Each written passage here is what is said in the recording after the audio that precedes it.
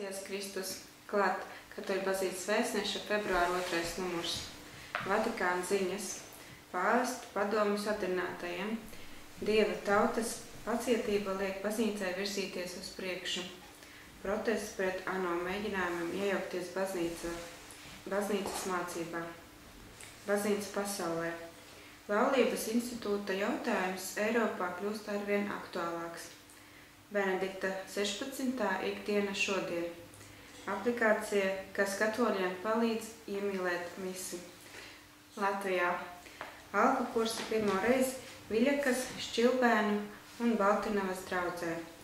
Smiltenes vecā koka baznīca gaidāmas ārvērtības. Rekolekcijas palīdz rast ceļu uz labo savstarpējo sapratni. Aktuāli. Kam vajadzīgs sports? Intervija ar Rihardu Dubru, gaismas partitūru meistars.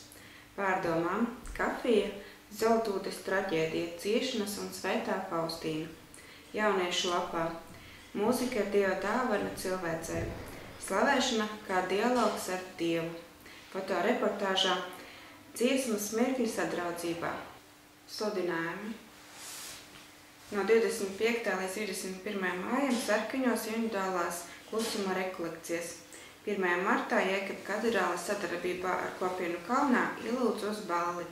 Karitas žēlsirdības dienas Ventspilī 1. martā.